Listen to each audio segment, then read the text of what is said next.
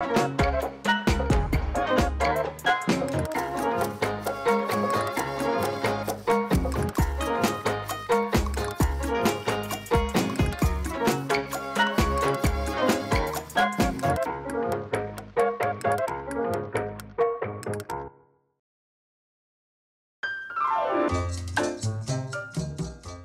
in Cetelino un poco spigiare, perché mamma era ucanese e babbo era culturese. Si sono conosciuti in primavera e dopo la guerra si sono maritati e sono partiti tutti e due a Marocco a fare istruttore, nel luogo che mi avete capito.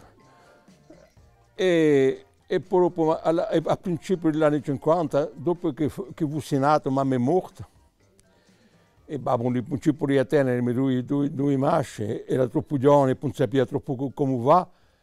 Ci ha fatto una qui in corsa che sono stato allevato in Cutoli e venivo solamente a vedere i miei nanni e mi siamo in nocca nei miei zii. Quando ero zitto non c'era mica in casa, me ne vengo, andai a pigliare l'acqua in chi c'era lontani e ci volevo caricare fino ai case.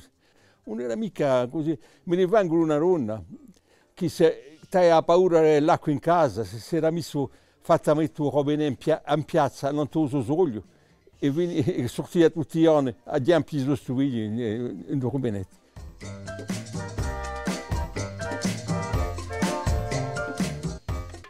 La corsa ha cambiato di una maniera che non si può mica credere. A vinto degli anni 50, a poco hanno cambiato le cose, c'è stato più giorni, ci si è messa l'acqua in casa.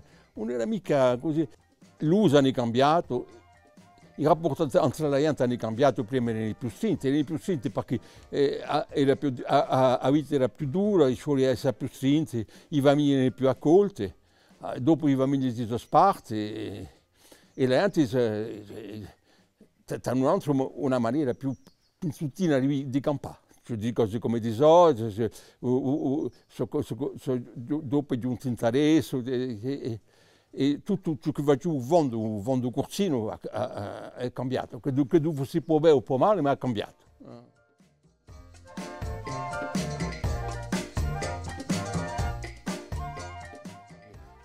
O è peggio o è meglio, non so come mica, la verità è meglio.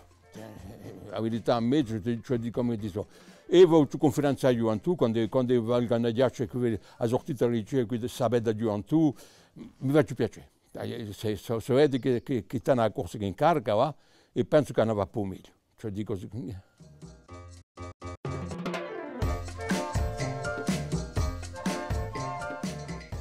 No, non posso essere né pessimista né ottimista. Io penso che ne va più meglio. Non c'ho mica giudicato in maniera troppo generale perché le cose cambiano senza che noi volessimo. Sarà ciò che sarà, cioè i momenti più difficili che l'altro. Ma io ho conferenza a gioventù che mi pare schietta.